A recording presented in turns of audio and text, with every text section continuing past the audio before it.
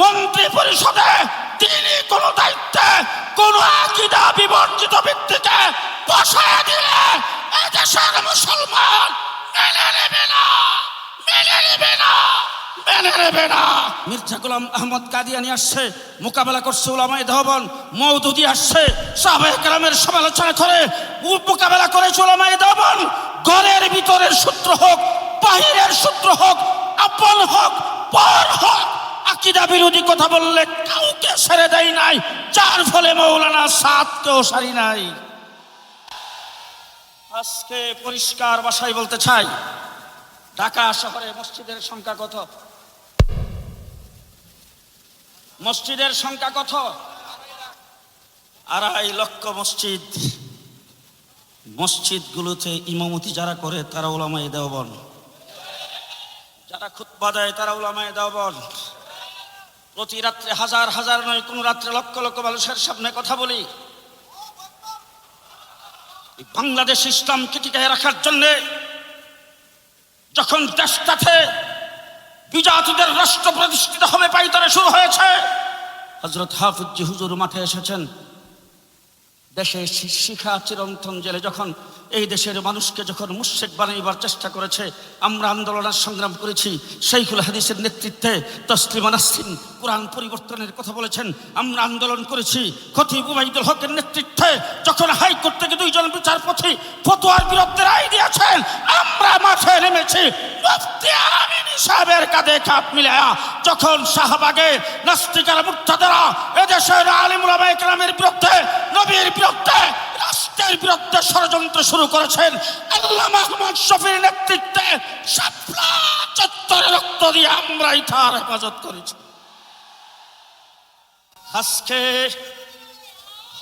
আজকে সিরাতুন নবী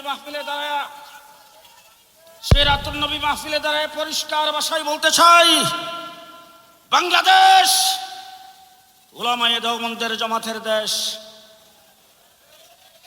জানি না আপনারা আমার সাথে একমত হবেন কিনা। আমাদের পরিচয় হলো আহলে সুন্নাতুল জামাত, হানাফি দেওবন্দি। আহলে সুন্নাতুল জামাত, হানাফি দেওবন্দি। বলেন বলেন বলেন। পরিষ্কার ভাষায় বলছি, আজকে যারা জুলাই অভ্যুত্থান নিয়ে বড় বড় কথা বলো, আজকে যারা অভ্যুত্থানের কথা বলো, শাপলা চত্বরের রক্ত না হলে 26-এর অভ্যুত্থান হতো না। এই দেশের আলেম উলামায়ে কেরাম রাস্তায় যদি না নামতেন, 26-এর গণ অভ্যুত্থান ঘটানো যেত না। পেশওয়াদের বিরুদ্ধে রক্ত আমরা দিয়েছি, জেল জুলুম নির্যাতন আমরা ভোগ করেছি, যার ফলে বর্তমান সরকার ক্ষমতায় গিয়েছে। সরকারের প্রতি সহযোগিতা, তার প্রতি আমাদের হাতের ছায়া, তার প্রতি আন্তরিকতা আছে। কিন্তু বাংলাদেশে মন্ত্রী পরিষদে তিনি কোন দায়িত্বে কোন আকীদা বিবর্জিত ব্যক্তিকে বসায় দিলে এদেশের মুসলমান মেনে নেবে না, মেনে নেবে না, মেনে নেবে না। আল্লাহ হলেন রব্বুল আলামিন, আমার নবী মুহাম্মদুর রাসূলুল্লাহ সাল্লাল্লাহু আলাইহি সাল্লাম হলেন রাহমাতুল লিল আলামিন। আল্লাহ পাক তার প্রতিনিধি নবী পৃথিবীতে প্রেরণ করেছেন 1,24,000। রব্বুল আলামিনের প্রতিনিধি নবীর সংখ্যা 1,24,000। রাহমাতুল লিল আলামিনের প্রতিনিধি সাহাবীর সংখ্যা 1,24,000। আল্লাহ বলেন আল ইয়াউমা আকমালতু লাকুম, আজকে 24,000 আপনার প্রতিনিধি সাহাবায়ে কেরামের সামনে এই দিনকে কিয়ামত পর্যন্ত সময়ের জন্য দিন কমপ্লিট। হুজুর আকরাম সাল্লাল্লাহু আলাইহি সাল্লাম সাহাবায়ে কেরামের সামনে আসলেন, আয়েশা সাহাবায়ে কেরামের সামনে ঘোষণা করলেন আল ইয়াউমা আকমালতু লাকুম দীনাকুম, আজকের দিনে তোমাদের জন্য তোমাদের দিনকে অল কমপ্লিট করে দেওয়া হয়েছে। সাহাবায়ে কেরাম খুশিতে বাগবাগ একজন আরেকজনের সঙ্গে কোলাকুলি করতে শুরু করেছেন। এমন সময় আল্লাহর নবী ডাক দিয়ে বলেন, ও সাহাবীরা শোনো, কমপ্লিট দিন আমি তোমাদের কাছে পৌঁছেছি। সমস্ত সাহাবী সাক্ষী দিয়েছেন, হ্যাঁ কমপ্লিট দিন পৌঁছেছেন। রাসূল বলছেন বাল্লিগু আন্নি ওয়ালাউ আয়া, তার একটা আয়াতও যদি তোমাদের কাছে পৌঁছে থাকে, তোমাদের যে কেউ যদি আমার এই দিনের একটা আয়াতও জেনে থাকো, মানুষের কাছে পৌঁছে দেওয়ার দায়িত্ব তোমাদের। ফালিয়ুবাল্লিগুশ শাহিদু মিনকুমুল গায়বা আজকে যারা এখানে উপস্থিত আছেন, যারা উপস্থিত নাই, এই দিন প্রচার করা, পৌঁছে দেওয়ার দায়িত্ব তোমাদের হাতে অর্পণ করলাম। ১৪ লক্ষ সাহাবী গোটা পৃথিবীতে ছড়িয়ে পড়েছেন দিন প্রচারের জন্য। আমার বন্ধুগণ, কোরআন আল্লাহ নাযিল করেছেন মুখস্থ, রাসূল ব্যাখ্যা বিশ্লেষণ করেছেন মুখস্থ, সাহাবায়ে কেরাম হাদিস শুনেছেন মুখস্থ, প্রচার শুরু করেছেন মুখস্থ। আল্লাহ রাব্বুল আলামিন সিদ্ধান্ত গ্রহণ করেছেন মুখস্থ দিন থাকলে চলবে না। তার কারণ হলো রাসূল হলেন দ্বীনের মাপকাঠি। সেই মাপকাঠি দেখেন সাহাবায়ে কেরাম, তারাও হলেন দ্বীন ইসলামের মাপকাঠি। সেই মাপকাঠি মানুষের সামনে প্রচার করতে হলে আল্লাহর নবীকে সাহাবায়ে কেরাম দেখেছেন, দেখে আমল করেছেন। সেই আমলটাকে লিপিবদ্ধ করে উম্মতের সামনে পেশ করতে হবে। ৩ নম্বর তবকায় আল্লাহ পাক তাবিনদের মধ্যে জন্ম দিয়েছেন ইমামে আযম আবু হানিফা রাহমাতুল্লাহি আলাইহি, যিনি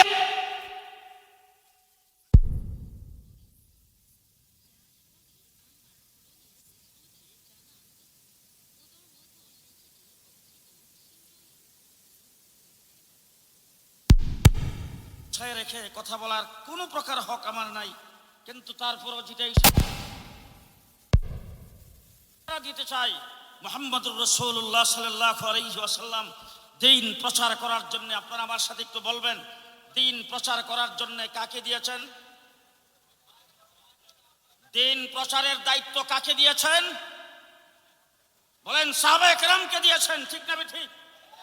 দ্বীন প্রচার করেছেন সাহাবায়ে কেরাম। এবার দিন যখন লিখিত হওয়ার সময় আসছে, আল্লাহ পাক সিস্টেমটাকে কায়েম করেছেন। হযরতে আলী রাদিয়াল্লাহু তাআলা আনহু সম্পর্কে রাসূল সাল্লাল্লাহু আলাইহি ওয়াসাল্লাম বলেছেন, আনা মদিনাতুল ইলমি আলিয়ু বাবুহা, আমি হইলাম ইলমের শহর, আলী হইল সেই ইলমের দরজা। এবার আমি জিজ্ঞেস করতে চাই, আলী যদি ইলমের ঘর হয়, আর হযরতে আলী যদি দরজা হয়, আর ইলম যদি একটা ঘরের নাম হয়, একটা বিল্ডিংয়ের নাম হয়, একটা শহরের নাম হয়, তাহলে আমি জিজ্ঞেস করতে চাই, বিল্ডিং কোথাও তৈরি করলে, কোথাও যদি কোনো ইমারত তৈরি করে, এটার দরজাটা কি আগে বানায় না পরে? সর্বপ্রথম তার কি হয়? ফাউন্ডেশন। ফাউন্ডেশনের পরে হলো গাঁথনি, গাঁথনির পরে ছাদ, ছাদের পরে দরজা।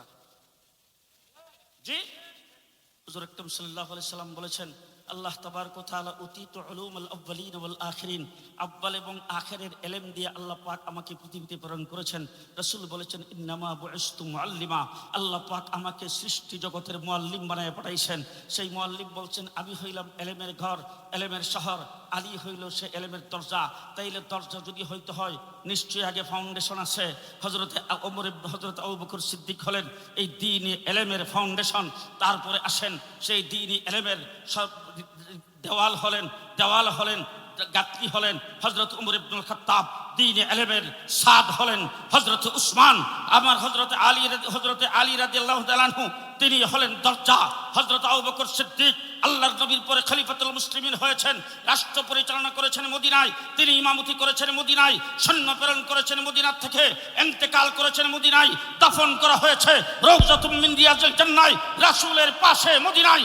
2 নম্বরে হযরত ওমর হলেন দেওয়াল, তিনিও রাষ্ট্র পরিচালনা করেছেন মদিনায়, সৈন্য প্রেরণ করেছেন মদিনায়, ইমামতি করেছেন রাসূলের মুসাল্লায় মদিনায়, শাহাদাত বরণ করেছেন রাসূলের মেহরাবে মদিনায়, দাফন করা হয়েছে রওজাতুম মিন রিয়াজিল জান্নাহ, রাসূলের পাশে মদিনায়। 3 নম্বর হযরত উসমান ইবনে খাফফান, তিনি হলেন দ্বীন ইলমের সাদ, সেই সাদ তিনিও রাষ্ট্র পরিচালনা করেছেন মদিনায়, ইমামতি করেছেন মদিনায়, তিনিও শাহাদাত বরণ করেছেন মদিনায়, দাফন করা হয়েছে জান্নাতুল বাকিতে মদিনায়।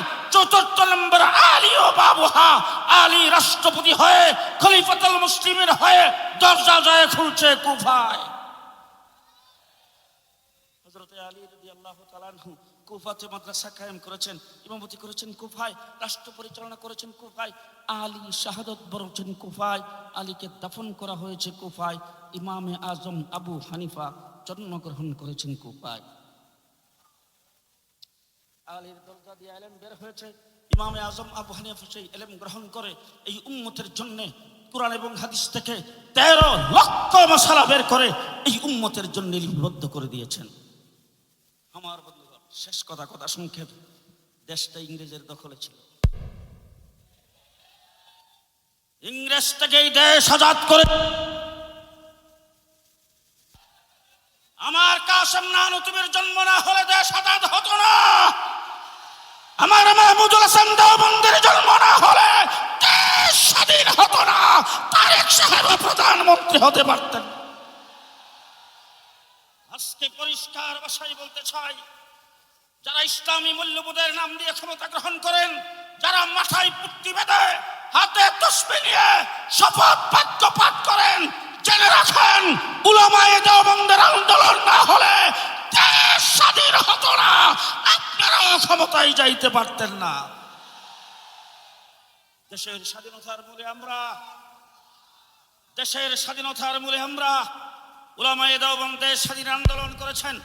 পাশাপাশি মানুষের আকীদাকে সংশোধন করার জন্য মানুষের নামাজ, মানুষের দাঁড়ানো, মানুষের রুকু, মানুষের উজু, মানুষের গুজল, মানুষের 3.5 হাত বডি নবীর সুন্নত দিয়ে সাজাইবার জন্য চেষ্টা করেছেন উলামায়ে দেওবন্দ।